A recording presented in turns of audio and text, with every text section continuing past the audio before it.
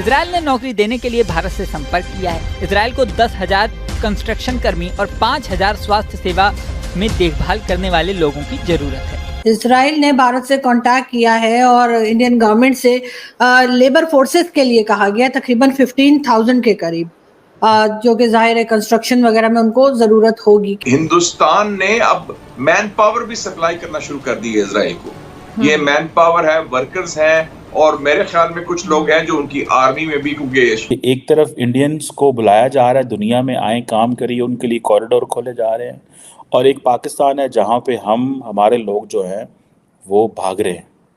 हमारे लोग मुल्क छोड़ना चाहते हैं और जो बाहर से आए हुए हैं वो भी मुल्क छोड़ना चाहते हैं। ये विश्वास है कि एक ऐसी कम्युनिटी जिसका हर जगह परसिक्यूशन हुआ, वो इस दुनिया के इतने करीबन 200 लोग होंगे, 200 देश होंगे, उस 200 में उसको जिन पे भरोसा है कि जो हमारा परसिक्यूशन नहीं करेंगे, जो हमारे यहाँ आने के बाद हमारे लिए कोई सुरक्षा का खतरा नहीं होंगे, वो Bharat middle east, gulf countries के बड़ा करीब आ रहा है और पाकिस्तान को यह बात पसंद नहीं आ रही। पाकिस्तान इसको बिजनेस डील नहीं देखता। पाकिस्तान ये कहता है कि इस्लामिक दुनिया को भारत पाकिस्तान से दूर ले जा रहा है। Indians can decide who can win or who can not in few countries right now. America में दोनों पार्टीज लड़ती हैं कि इंडियन वोट किसको मिलेगा। सिमिलरली ऑस्ट्रेलिया में और यूके में भी ऐसे ही होता है। विश्वास है कि एक ऐसी कम्युनिटी जिसका हर जगह परसिक्यूशन हुआ, वो इस दुनिया के इतने करीबन 200 लोग होंगे, 200 देश होंगे, उस 200 में उसको जिन पे भरोसा है कि जो हमारा परसिक्यूशन नहीं करेंगे, जो हमारे यहाँ आने के बाद हमारे लिए कोई सुरक्षा का खतरा नहीं होंगे, वो भारत के लोग। भारत आपको उसमें अगर आप देखिए उस न्यूज में आरजू जी, तो उसमें सिर्फ लेबर फोर्स की बातचीत नहीं कही है, उसमें केयर गिवर, नर्स और ये डॉक्टर्स सबकी बातचीत की गई।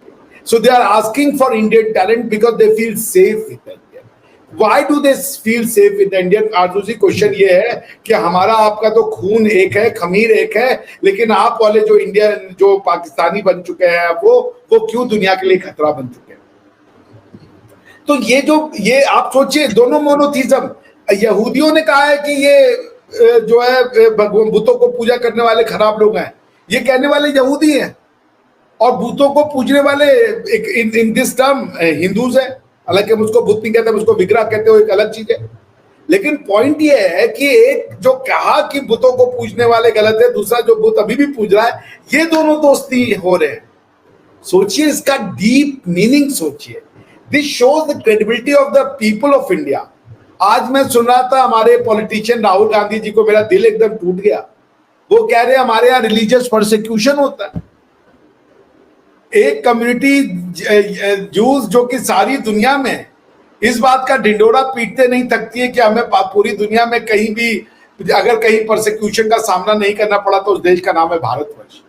और ये दुर्भाग्य है कि लीडर ऑफ अपोजिशन होकर के कॉन्स्टिट्यूशनल एक पोजीशन लेकर के राहुल गांधी जी ने ऐसा बाहर स्टेटमेंट दिया।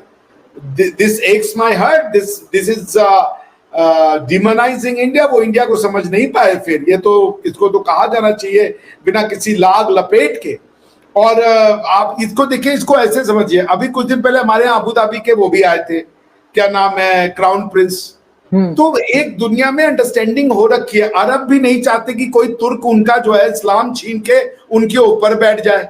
वो ये नहीं चाहते कि पाकिस्तान वाले कल को तलवार निकाल लें कि भैया तो जो इस्लाम है वो तो अरबों पे नहीं आया था, मुसलमानों पे आया था और अरब पे जाके कब्जा कर ले। वो ऐसा कुछ नहीं चाहते। तो वो भी अब इंडिया की जो जिसे कह लीजिए लीडरशिप है उसको एक्सेप्ट करते हैं। नेशनहुड को वो भी एक्सेप्ट करते हैं कि Arabic nationhood is supreme over any other identity. इसलिए मैं ये कहूंगा कि ये जो इजराइल ने बुलाया है, ये फिर से एक बार हमारे हजारों साल की जो परंपरा है, जो हमारा कल्चर है, जो हमारा ट्रेडिशन है कि सर्वधर्म समभाव, सब बराबर है, एकम सत्य विबहुधा, सब सत्य है। उसको एक ही सत्य को कई तरीके से बताया जा सकता है।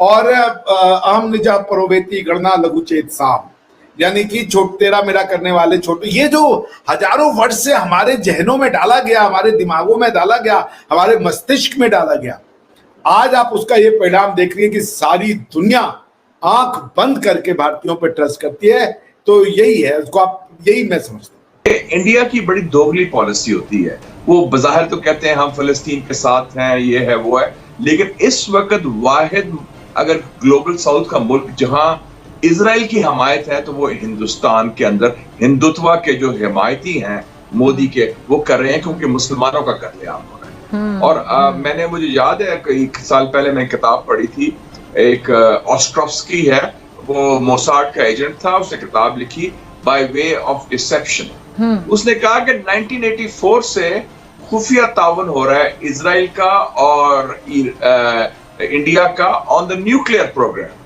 बॉम्ब बनाने में भी इजराइल ने मदद की थी हिंदुस्तान की। तो ये जो आज आप बात कर रही हैं, ये अब फैक्ट्स आप सब, और बहुत से जो वेपन्स है, हथियार हैं, सॉरी मैं अपनी बात काट रही हूँ, अभी उनमें से बहुत से हथियार मकबूजा कश्मीर में भी इस्तेमाल हो रहे हैं।